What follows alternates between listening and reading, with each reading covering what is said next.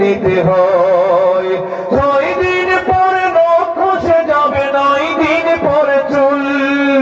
কবর গাহের সামান নিতে কইল না কেউ ভুল। কবর জায়গা ভালো নয়, আমল দিয়ে কবর গৃহ সাজিয়ে নিতে হয়।